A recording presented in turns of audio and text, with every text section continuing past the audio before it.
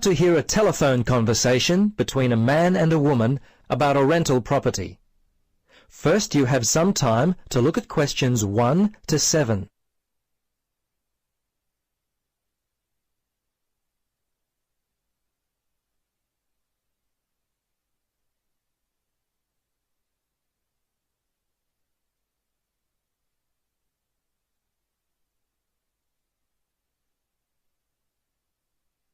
Now, listen carefully and answer questions 1 to 7. Central Realty, Jill speaking. How can I help you? Yes, hello, Jill. I've got a problem, a complaint I wish to register. Who should I speak to? You'll want to speak to Tracy, the residential manager. Just a moment and I'll put you through. Thanks. Hello, this is Tracy. I understand your rent is going to be increased. Yes, this is why I'm calling. I was told that my rent would not be increased for the length of my 6-month contract, which I signed only 4 months ago. What's going on? Is my landlord allowed to do this? I see.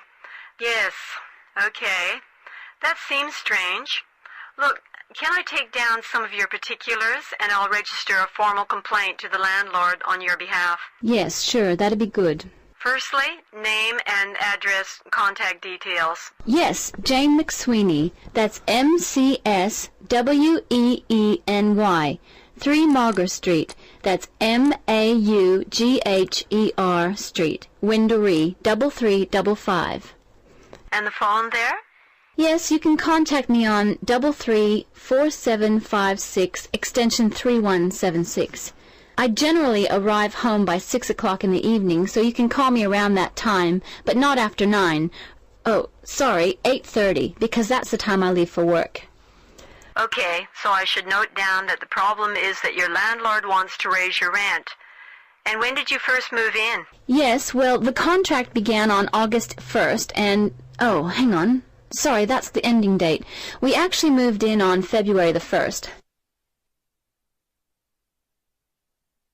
Before you listen to the rest of the conversation, you have some time to look at questions 8 to 10.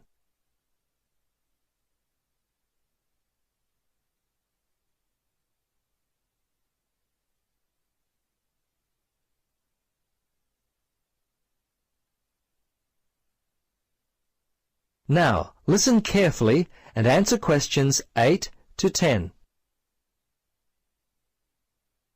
Okay, good. Now, if need be, you will have to send a letter to the Rental Tenancy Board. But as I said, first let us approach your landlord on your behalf and see if we can work out the problem before it gets to that situation. I'd be very surprised if you have to send a letter. 95% of these kinds of problems get solved early on. Okay. Now, if you have any problems you need to discuss, feel free to come in and talk with the general manager. In the meantime, if you would just wait until we receive an answer from your landlord, we'll be able to then plan our next step. Is there anything else I could be doing? Well, you could write a letter to the RTB listing all the events as they happened from your point of view. But as I say, hold on to it. Don't send it unless we have to. Well, that's about it for now. Thanks for your call. I'm sure we can sort this out. Thanks very much for your help. I hope we can sort it out too. Bye for now. Yes, bye. That is the end of part 1. You now have half a minute to check your answers.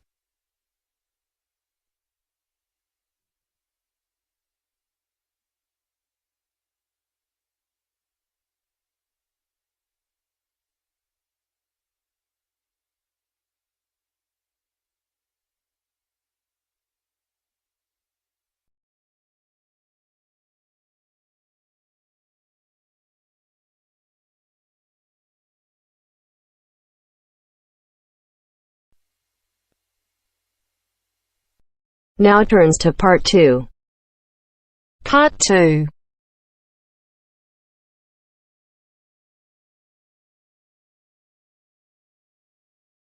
You will hear a speech given to new employees at a museum. You have 30 seconds to look at questions 11 to 13.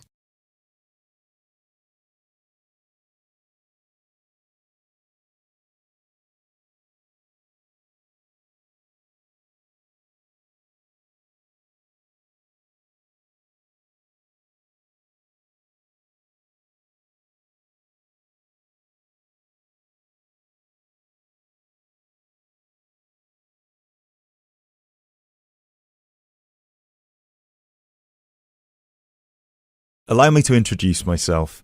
My name is Peter Myers, and on behalf of everybody here at Stevensbridge Dungeons, I would like to welcome you all to our entertainment team. This year, the hiring process was especially competitive, and it might interest you all to know that for every position there were almost 30 applicants, so you really are the best of the best.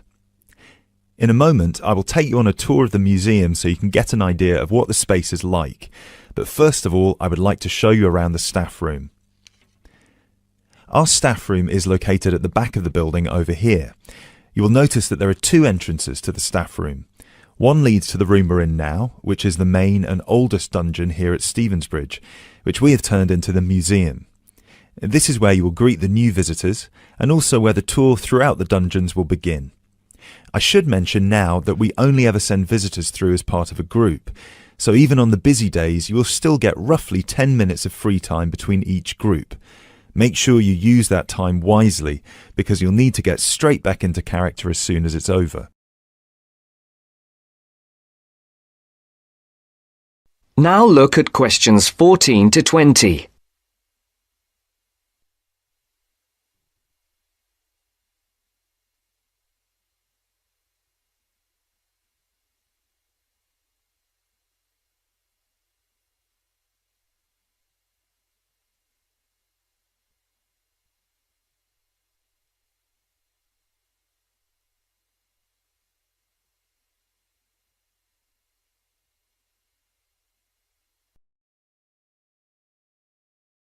Right, follow me and I'll show you the layout of the museum. From the museum, we can pass through this door near the interactive display into the staff room. From here you can see the steps at the far side in the opposite corner that lead outside into Berwick Street. When you arrive for a shift, it will be much easier for you all to come in the Berwick Street entrance directly down the steps to the staff room. If you come in through the main visitor entrance, it will take you longer to get past security. As you can all see, there are lockers on your right-hand side. They should be big enough for you to put your bags and coats in. You'll get given keys later that work with any of the lockers in here.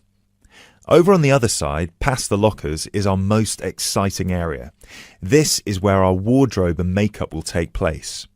Every shift, you will be transformed from normal people into grotesque medieval prisoners. If you're lucky, you get to be the jailer, but even they rarely bathed in those days.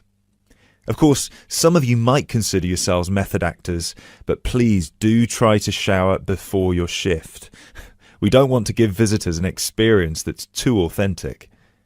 Now, we do have a staff shower here if you really need it. It is located next to the staff toilets, which are unisex. I hope nobody has too much of a problem with that. Unfortunately, dungeons were not really designed with comfort in mind. You can find the bathroom at the other end of the room from the makeup area. There is also another toilet for the public, concealed just to the right of the door into this room. Let's move back into the museum. We have three main sections down here. The first one you pass into when you leave the staff room is the museum. This is where all the useful information can be found, such as dates, number of prisoners, and the kinds of torture that were used. I know it's a lot of information to take in on your first day, but try to learn as much of it as you can.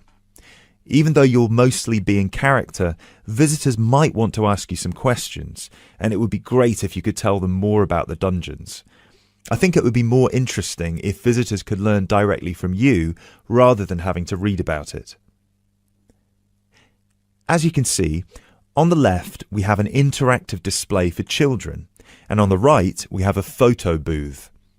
This was the original dungeon, first built in 1435. Now, let's pass through into the main dungeon that was added during the Tudor period in around 1570.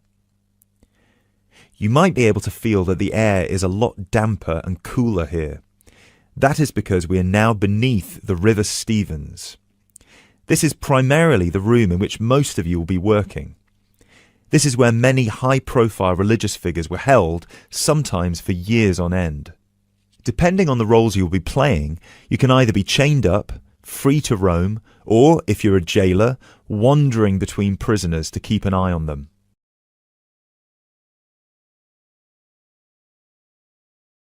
Now we will pass into our third and final section, the prison cells. Over here, you can see there are some wooden stocks and a fake gibbet. Don't worry, I can see a couple of you looking concerned. You don't need to reenact any of the torture scenes for visitors. One person each shift will play the jailer in here, where you will give a speech to the group about some of the more notable prisoners to stay here in the past. This is usually the end of the tour, but some visitors will certainly want to ask you more questions at this point, so please try your best to make yourselves available. Help them by answering any questions they have. Also, feel free to guide the visitors through the museum if you see that they're going the wrong way. This concludes our introduction to your new workplace. If you'll please follow me, I will get you all issued with your keys and some information about the dungeons that you can take home with you to study. I will also introduce you to your shift supervisor, Alice Stiles, and you can ask her any questions you may have about your roles.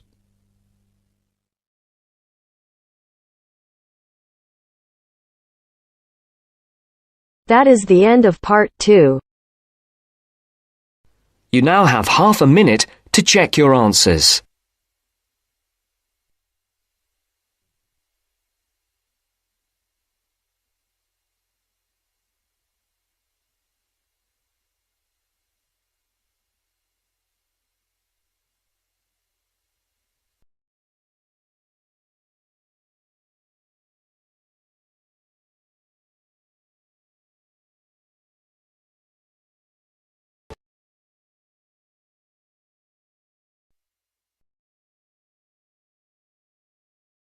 Now turns to part 3. Part 3. You will hear a conversation between a university student and a librarian about using the city archives. First, you have some time to look at questions 21 to 24.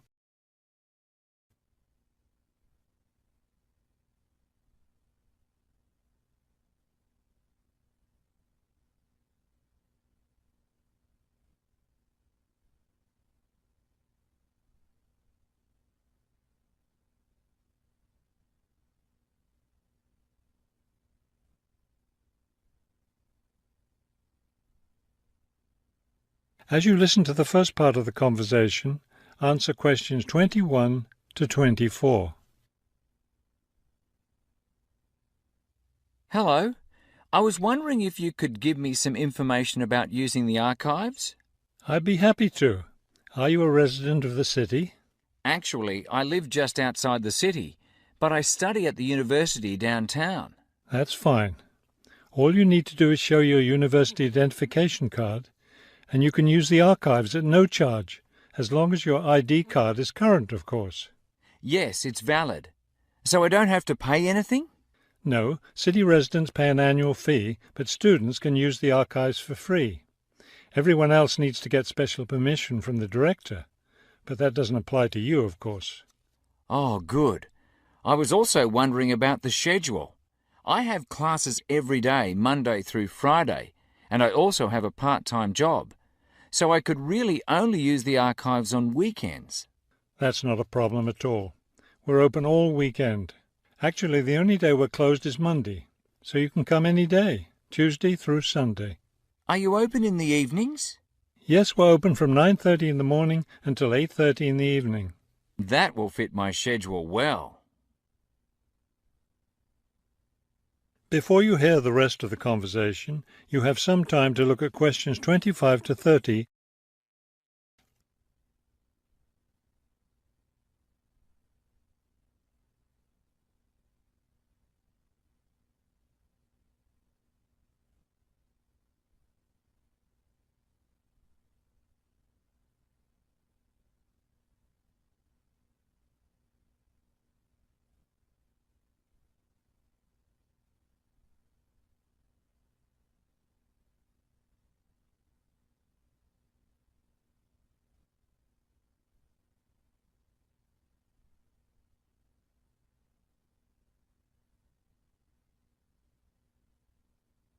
Now listen and answer questions 25 to 30. Is there something else I can help you with? Yes. One thing I'll be needing to see for one of my class projects is old photographs. Do you have photographs of the city in the 19th century that I could look at? Yes, we store all the photographs in the basement. Those stairs over there will take you down to the photography collection. Just tell the librarian there what you're interested in, and he'll help you. Those would be 19th century photographs? Yes, the entire collection is there. Now, if you're interested in seeing documents from the 19th century, those are right here on the ground floor. I would like to see some of those documents. Does that collection include newspapers too? No, all the newspapers from the earliest ones in the 18th century up to the current time are on the second floor. Here, let me just give you this map of the archives and you'll be able to find whatever it is you need. Thank you. Oh, I see you have a whole room devoted to maps. Yes, on the third floor.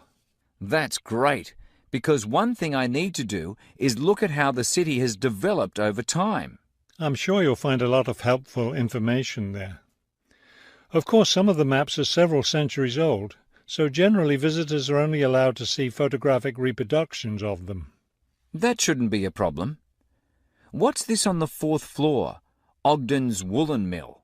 As I'm sure you know, Ogden's Woolen Mill was the major entity responsible for the growth of this city in the 19th century.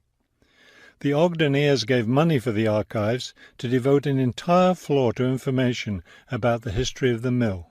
Will I be able to find information about the Ogden family there? Photographs, personal papers, things like that? Probably the family photographs are stored downstairs in the photography collection. The personal papers would be on the fifth floor, where we keep all the personal papers of famous residents of our city. Thank you so much for your help. I'll be able to do a lot of my research here.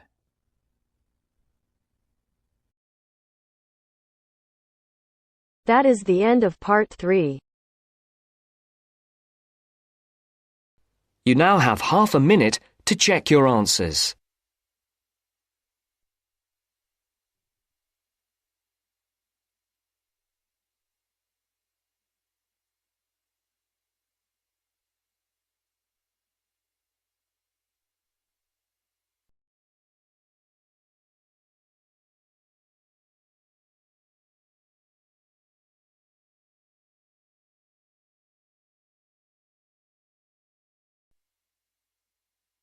Now turns to part 4. Part 4. You will hear a man talking on the radio about dogs which help people with their work. First, you have some time to look at questions 31 to 40.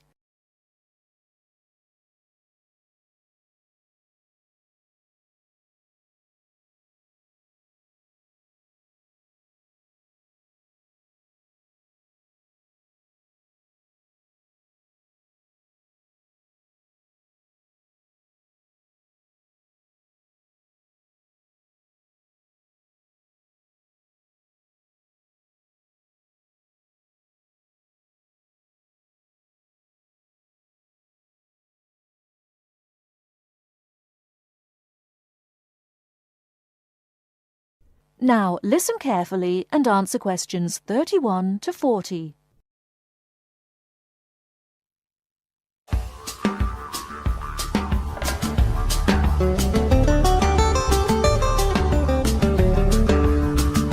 Welcome to this week's edition of Countrywide.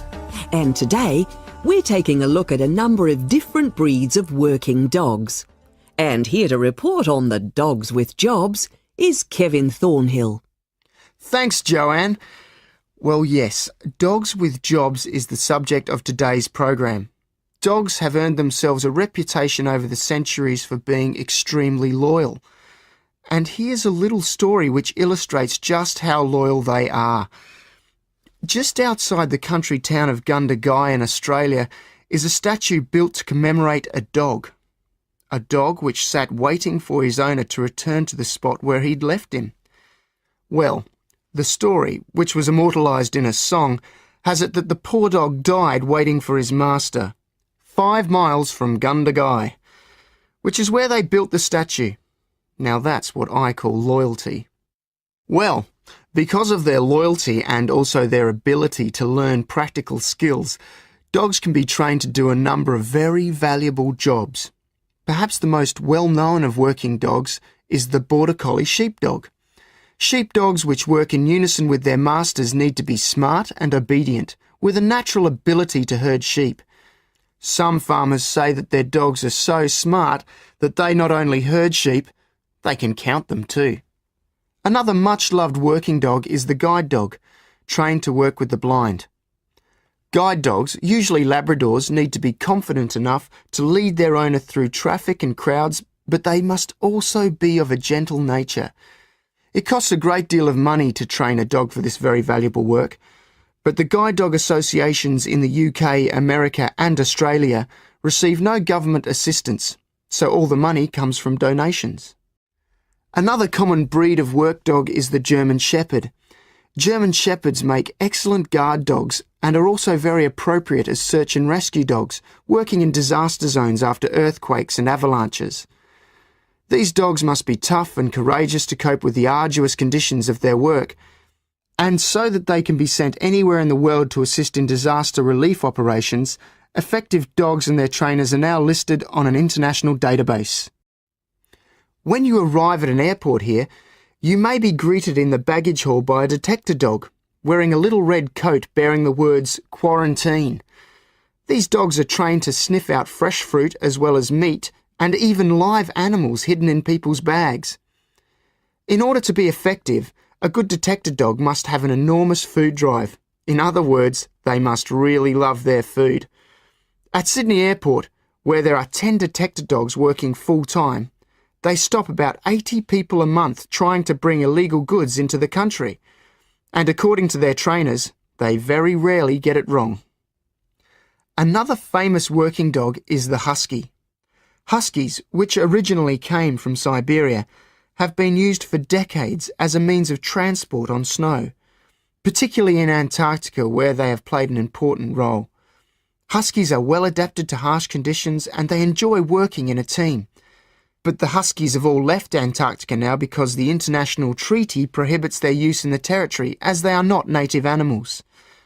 Many people were sad to see the dogs leave Antarctica, as they had been vital to the early expeditions and earned their place in history along with the explorers. That is the end of part 4. You now have half a minute to check your answers.